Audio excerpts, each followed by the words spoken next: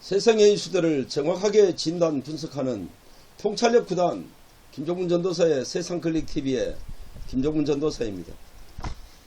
국민 여러분 반갑습니다. 날씨가 꽤 덥습니다. 자, 오늘은 문재인 정권 들어서 제일 잘 나가던 사람이, 잘 나가고 승승장구한 사람이 누굽니까? 윤석열이죠.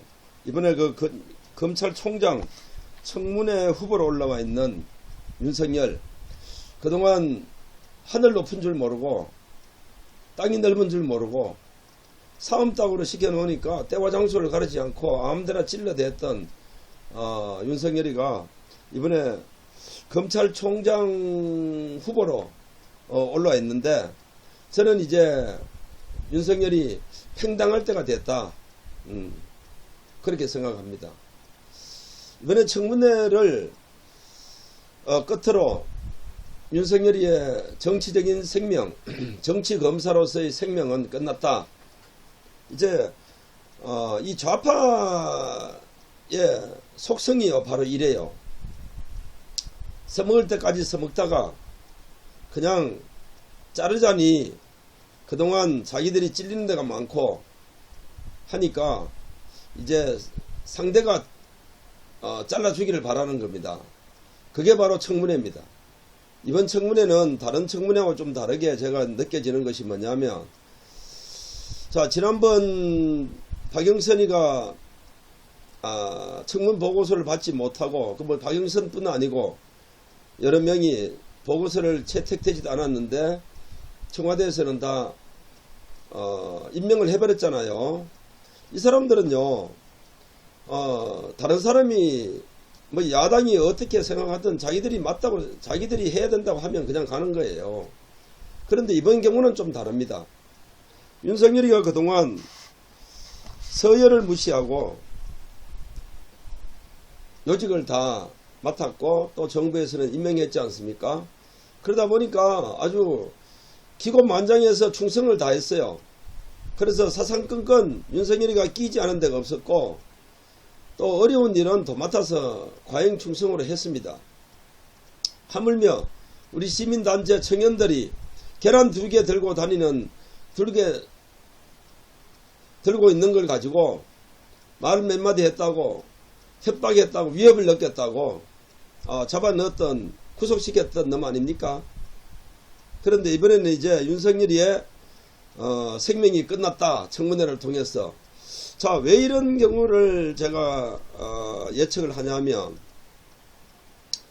사실 윤석열이 승승장구하는 것을 여당에서도 별로 좋아하지 않습니다. 정치란 본래 그래요. 윤석열이와 함께, 왜냐하면 윤석열이와 함께 가는 친구가 누구냐면 조국이잖아요. 청와대에 포진하고 있는 민정수석, 정치 사법개혁을 하겠다라고 조국을 시켜놓고 그 전면에 싸움꾼은 윤석열을 시켜놨거든요. 그런데 묘한 정치적인 기류가 있지 않습니까? 지금 여당에서는 사개특위위원장과 정개특위위원장을 놓고 지금 눈치를 보고 있습니다. 계산을 놓고 있어요. 당연히 국회의원들 여당의 입장에서는 정개특위를 맡으려 하죠. 왜냐하면 선거법이 있으니까. 그런데 문재인 청와대에서는 사법개혁에 더 관심이 많은 것 같아요. 그래서 사개특위위원장을 여당에서 맡았으면 좋겠는데, 이번 선거법 문제를 여당에 유리하도록 통과시키려면 아무래도 정개특위위원장을 맡는 것이 좋지 않는가라고, 또 사실 어저께 민주당 의총에서 많은 의원들이 그런 주장을 했기 때문에 결론을 못 내리고 끝났지 않습니까? 자, 이것이 이제 묘한 기류입니다. 그래서 문재인 정부가 이번 저는 그렇게 생각합니다. 사법개혁을 다음 순위로 넘기는 거 아닌가. 여러가지 산적되어 있는 국내외적 문제들이 많이 발생되고 있는데 이거 지금 청와대가 감당이 안 됩니다. 남북관계도 그러고요. 그 다음에 우리 한미연합 공조체제도 그렇고 트럼프 눈치를 살살 보면서 이번 뭐 3개국 정상회담이었다 하지만 덜러리 선 거잖아요. 이제 운전대도 넘겨져 버렸죠. 하는 상황에서 더욱더 시급한 것이 내년 총선이라고 청와대도 판단할 겁니다.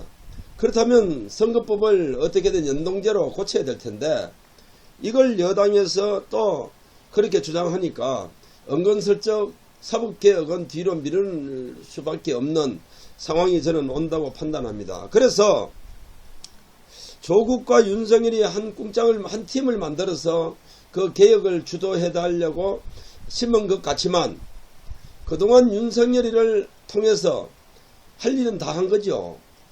이제 바보 같은 윤석열이는 이 머슴 노릇을 한 겁니다.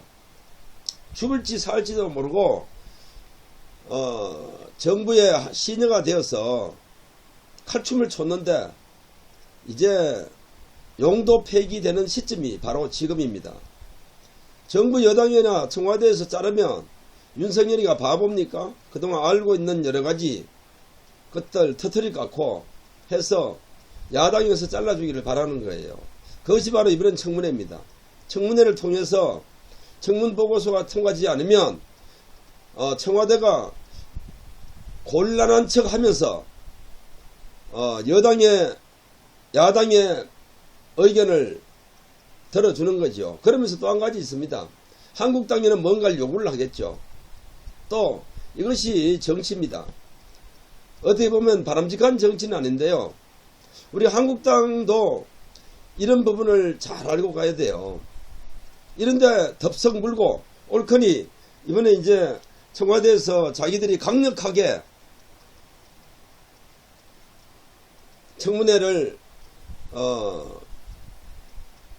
청문회에서 파고드니까 어쩔 수 없이 물러났다고 생각하는데요. 이미 전략에 나와 있는 겁니다. 분명히 한번 보세요. 이번에 주광덕 의원께서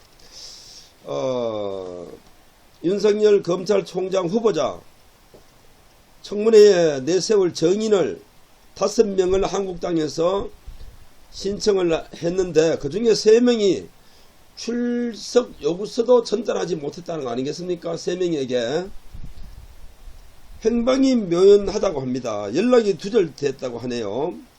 자, 그 중에서 자유한국당이 핵심 정의로 지목한 윤모 전 용산 세무서장 이자들에 대한 당연히 윤석열이하고 연관이 되어 있으니까 정인 채택을 했을 텐데 이건 별로 중요하지 않아요. 왜냐하면 아무리 야당에서 질타를 하고 파헤치면 뭐합니까? 청와대에서 하겠다고 하면 그냥 하는 건데 그러나 이번 경우는 이것을 이런 여러가지를 빌미로 해서 청와대에서 윤석열이를 용도 폐기 처분한다. 자, 이것이 김정문 전도사의 통찰력입니다. 지난번 트럼프 미국 대통령이 판문점에서 깜짝 쇼 할 수도 있겠다는 것을 저는 그때 처음 트럼프가 방한한다고 했을 때 저는 그때 이 방송을 하려고 했었어요. 판문점 깜짝 쇼를 할 수 있다 라고 했는데 제가 시기를 놓쳐버렸습니다. 그런데 이번에 그 일이 벌어졌어요. 제가 크게 후회를 했습니다. 자, 이번 윤석열 후보자의 청문회를 통해서 윤석열이는 용도 폐기된다 하는 제 통찰력을 방송합니다. 자, 그러면 한국당은 어떻게 해야 될 것이냐?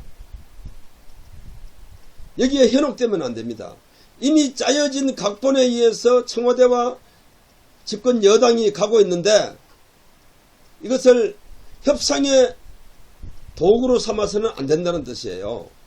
지금 같이 가고자 하는 확고한 정책이 있으면, 그리고 대여 투쟁이 있으면 그대로 여기에 현혹되지 말고 가야 됩니다. 이것은 이미 짜여진 각본입니다. 굳이 짜여진 각본에 맞춰줄 필요가 없습니다. 아무튼 윤석열이가 용도 폐기된다고 하니까 뭐 저로서는 뭐 그게 나쁠 건 없습니다.